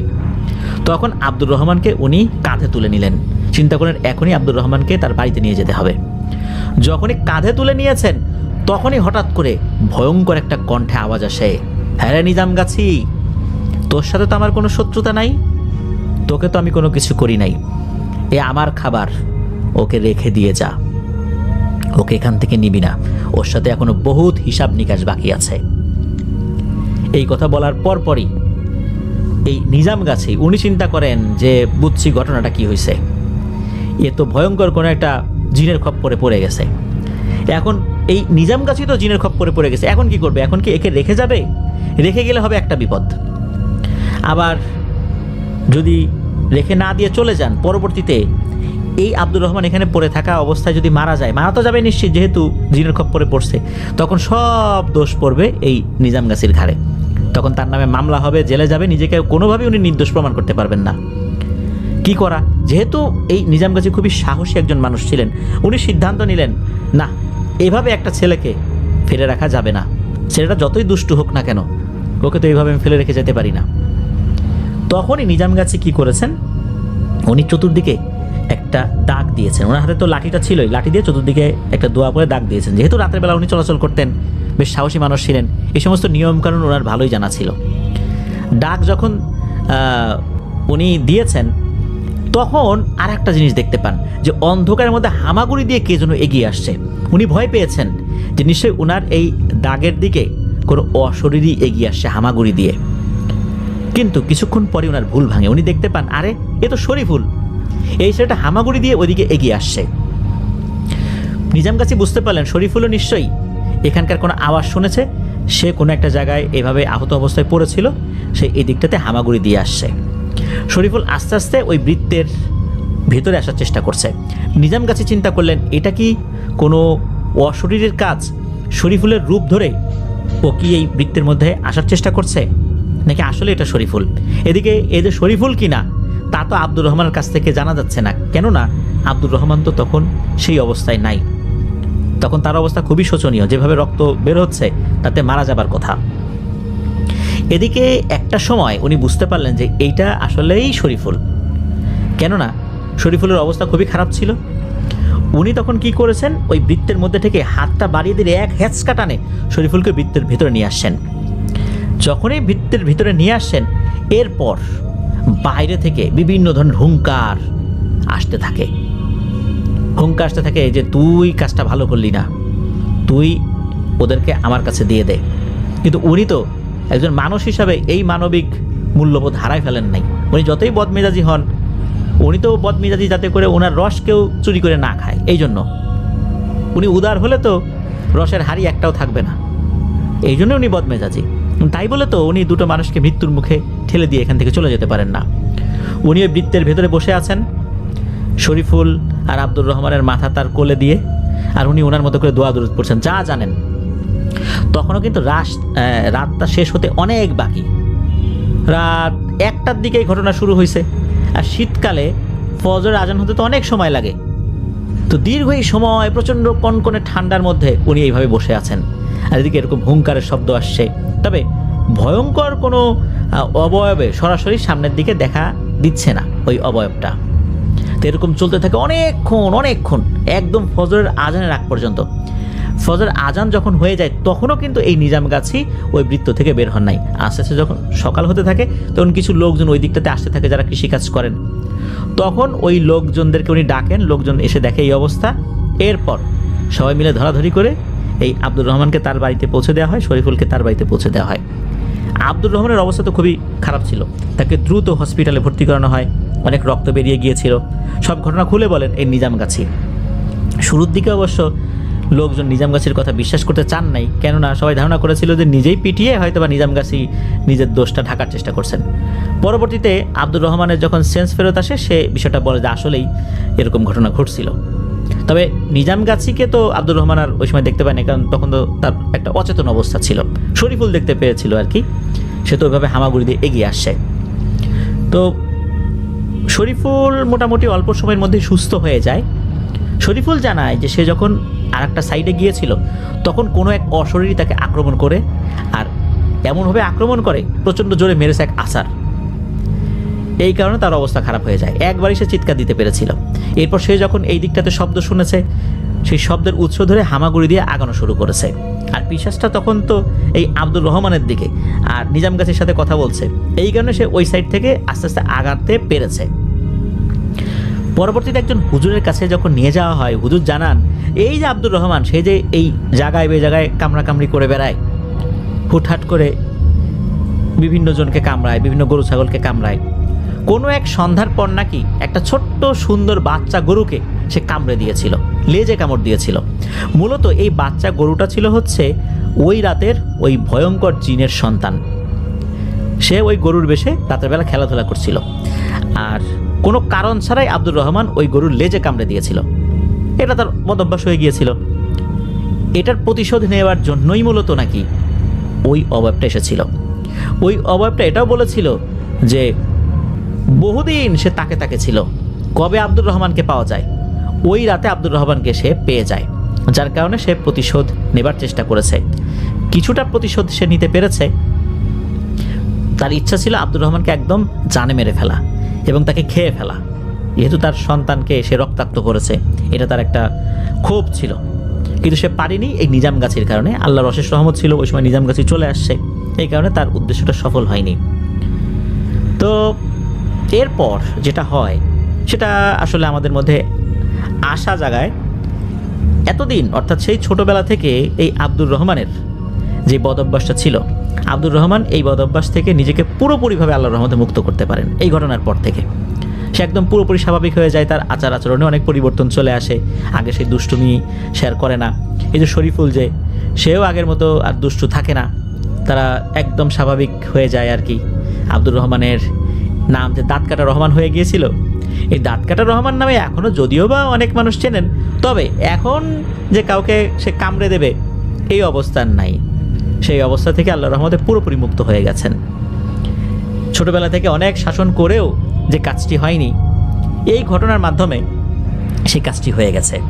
কোনো কোনো ঘটনা মানুষকে পরিবর্তন করে দেয়, কোনো কোনো ঘটনা মানুষের পুরো জীবনের একটা মোড় ঘুরিয়ে দেয়। আব্দুর রহমানের ক্ষেত্রেও আর শরীফুলের ক্ষেত্রেও একই রকমের ঘটনা ঘটেছিল। তো এটাই ছিল ঘটনা।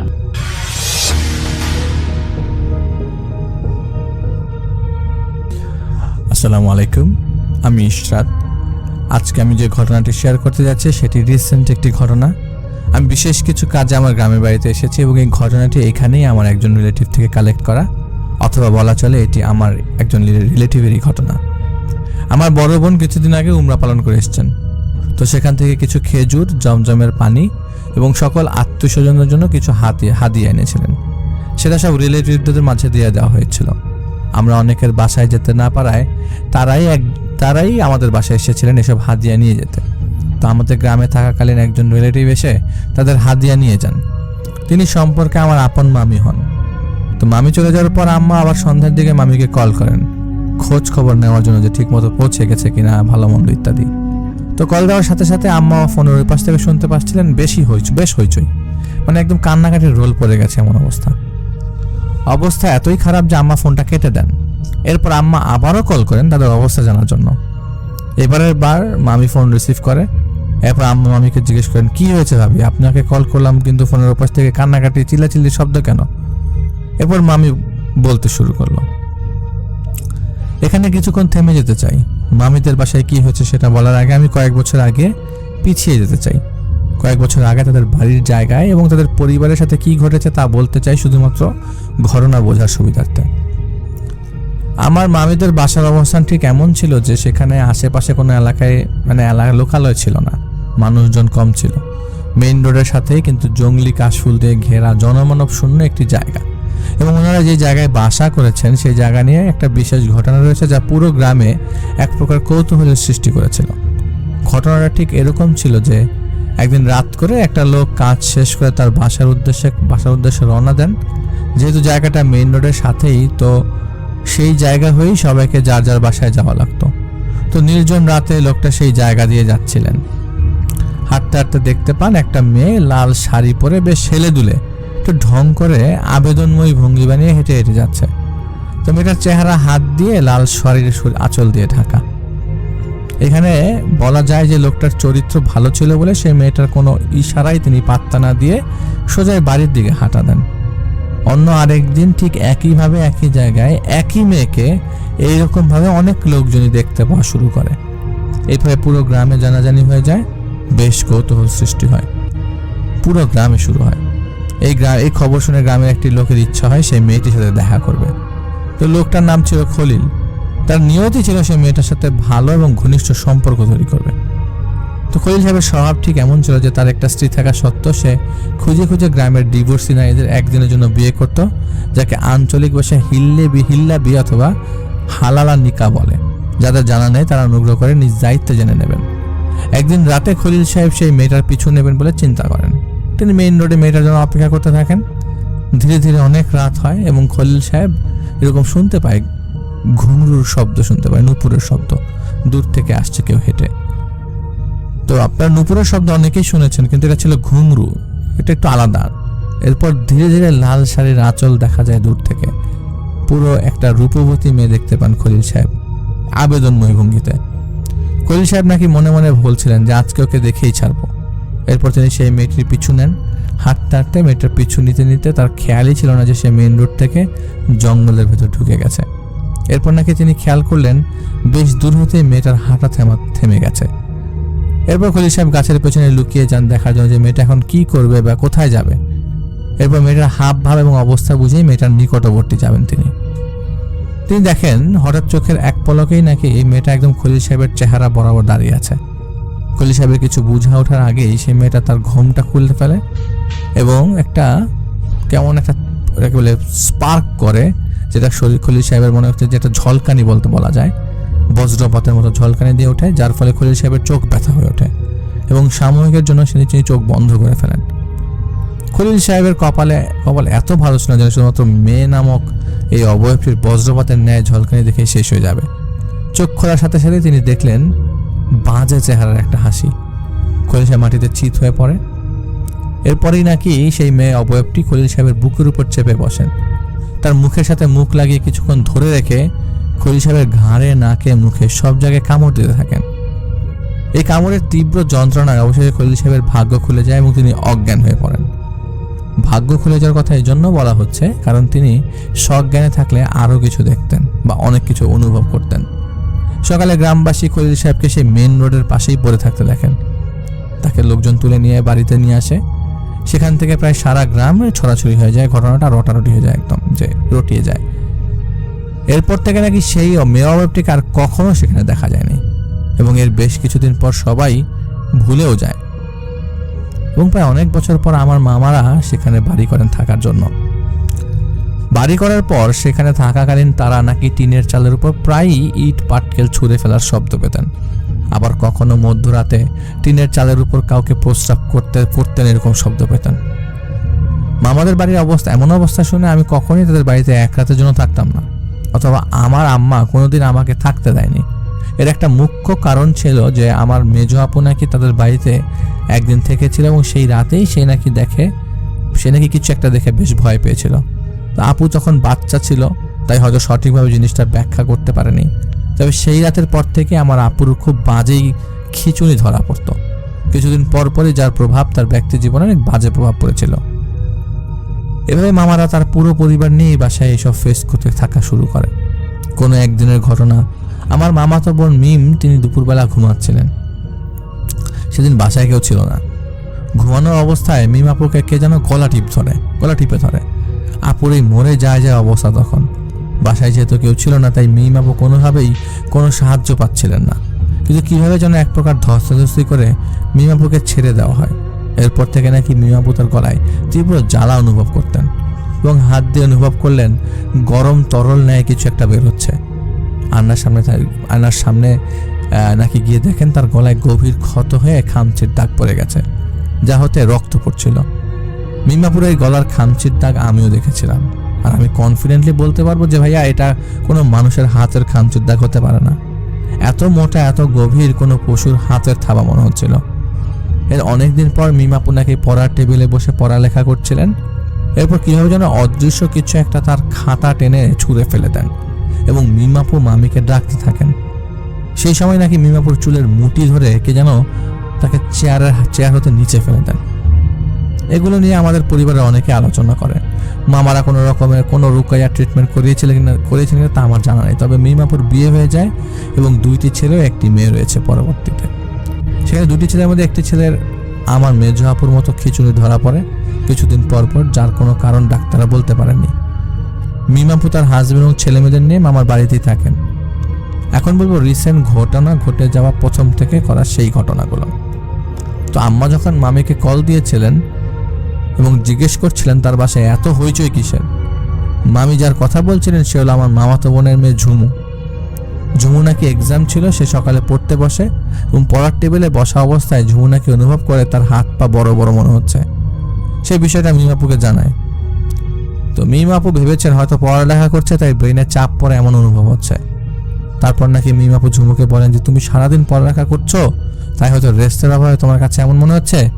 তো তিনি রেস্ট করতে বলেন যে তুমি রেস্ট করো। তো মিমাপুর কথা মতো ঝুমু ঘুমিয়ে পড়ে। আসল ঘটনা ঘটা শুরু হয় যে উনি ঘুম থেকে ওঠার পর ঘুম থেকে উঠে হাওয়া করে কান্নাকাটি শুরু করেন। এই বলে যে আমার হাত অনেক বড় হয়ে গেছে, পা অনেক বড় হয়ে গেছে, পশম উঠছে, আমাকে বাঁচাও। তো ঝুমুর আব্বা সেদিন বাসায় ছিল।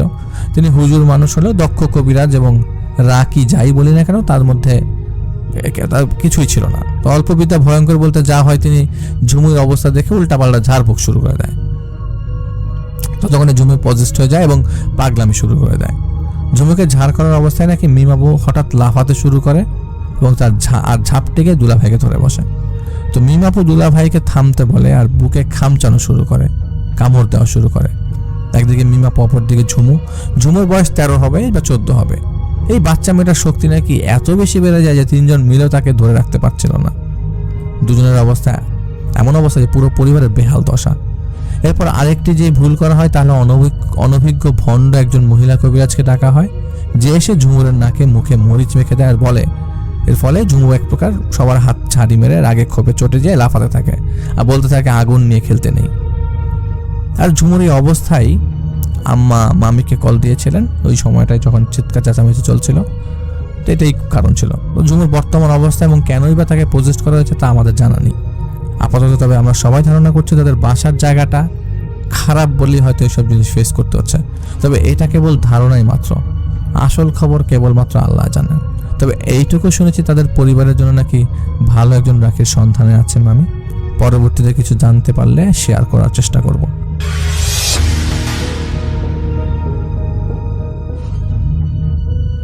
আসসালামু আলাইকুম ভাইয়া, কেমন আছেন? আশা করছি ভালো আছেন এবং ভালো দলেই আছেন। ভাইয়া, মসজিদ এটা এমন জায়গা যা পৃথিবীর সবচেয়ে শান্ত জায়গাগুলোর মধ্যে একটি জায়গা।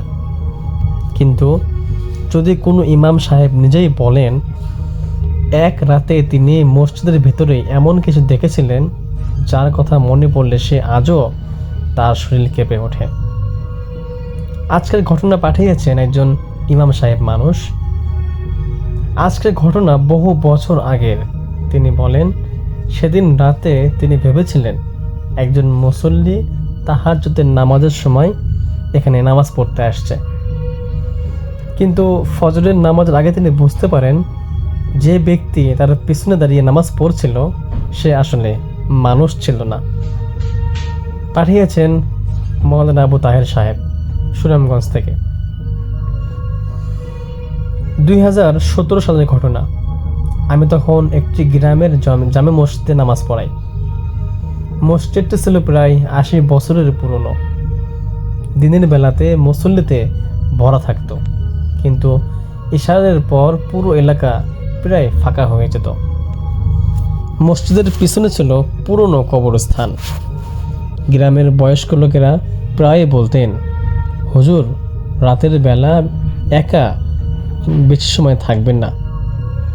আমি এসব কথায় খুব একটা গুরুত্ব দিতাম না। এক শীতের রাতে এশার নামাজ শেষ করে সবাই চলে যায়। আমি থেকে যাই মসজিদে, কারণ পরদিন জুমার খুতবার প্রস্তুতি নিতে হবে।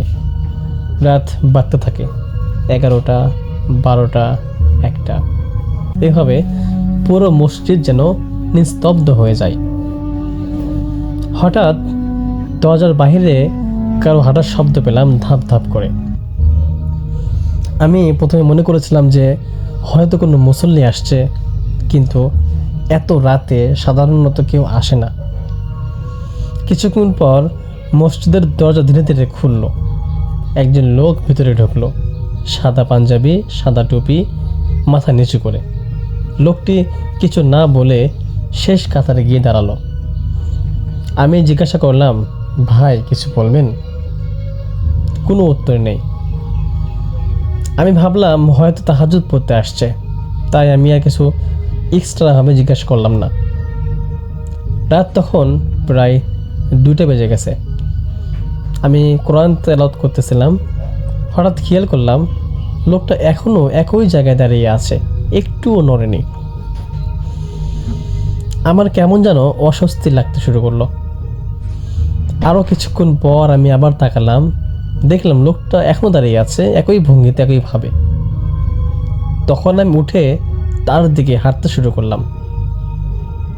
আমি যত কাছে এগোচ্ছি আমার বুক তত ভারী হয়ে আসছে।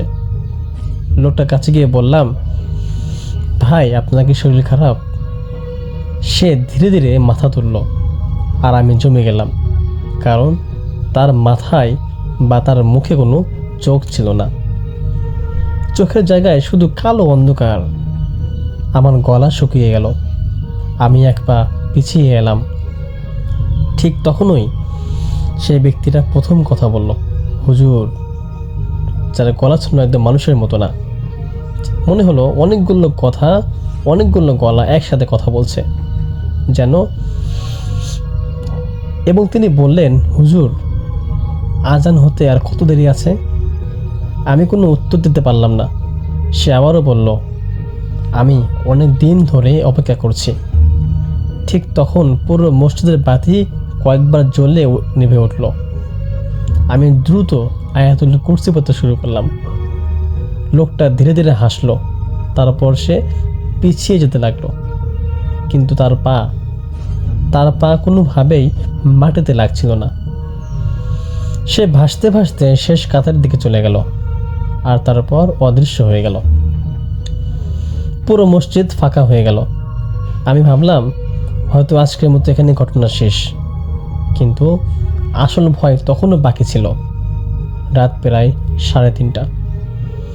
হঠাৎ মসজিদের মাইকে হালকা শব্দ, কিন্তু মাইক তো বন্ধ ছিল। স্পিকারের ভিতরে কেউ খুব ধীরে ধীরে একটা গলা শোনা গেল, হুজুর। আমি স্থির হয়ে গেলাম। আমি এখনো শেষ কাতারে দাঁড়িয়ে আছি। আমি তাকালাম, শেষ কাতারটা ফাঁকা, সেখানেও কেউ নেই, কিন্তু মেঝের ওপরে এক জোড়া ভেজা পায়ের ছাপ। আর সেই ছাপ ধীরে ধীরে সামনে গিয়ে আসছে, যেন অদৃশ্য কেউ হাঁটছে। 1 কাতার, 2 কাতার, 3 কাতার আমার দিকে আসছে। আমি জোরে জোরে কোরআনের আয়াত পড়তে শুরু করলাম। হঠাৎ আজানের সময় হয়ে গেল। আমি সাহস করে মাইকের সামনে দাঁড়ালাম। আল্লাহু আকবার, আল্লাহু আকবার। যখন আমি আজানের প্রথম শব্দ উচ্চারণের সঙ্গে সঙ্গে পুরো মসজিদ কেঁপে উঠল, আর সেই পায়ের ছাপগুলো এক মুহূর্তেই অদৃশ্য হয়ে গেল। ফজরের নামাজের পর আমি ঘটনাটা গ্রামের কয়েকজন বয়স্ক মানুষকে বললাম। তখন একজন বৃদ্ধ লোক চুপচাপ বললেন, 40 বছর আগে একজন অচেনা লোক এই মসজিদে আসছিল। ফজরের নামাজের অপেক্ষায় ছিল সে, কিন্তু আজান হওয়ার আগেই তার মৃত্যু হয়ে যায়। তারপর থেকে মাঝে মাঝে শেষ কাতারে একজন মুসল্লিকে দেখা যায়। সে নাকি এখনো ফজরের নামাজের অপেক্ষা করছে। আজও যখন আমি ফজরের আজান দেই, মাঝে মাঝে মনে হয় শেষ কাতারে কেউ একজন দাঁড়িয়ে আছে, মাথা নিচু করে অপেক্ষাও করছে আজানের। যাই হোক ভাইয়া, মসজিদ আল্লাহর ঘর, কিন্তু পৃথিবীতে এমন অনেক ঘটনা আছে যার ব্যাখ্যা মানুষ সবসময় দিতে পারে না। আজ যদি কখনো গভীর রাতে কোনো ফাঁকা মসজিদে যান আর শেষ কাতারে কাউকে দেখেন দাঁড়িয়ে থাকতে, তাহলে ভালো করে তাকাবেন, কারণ সে হয়তো আপনার মতো একজন মুসল্লি নাও হতে পারে। আজকের মতো এতটুকুই। দেখা হচ্ছে পরবর্তী কোনো এপিসোডে। ততক্ষণ পর্যন্ত সকলের দীর্ঘ আয়ু এবং সুস্বাস্থ্য কামনা করে আজকের মতো আমি এখানেই বিদায় নিচ্ছি। আল্লাহ হাফিজ।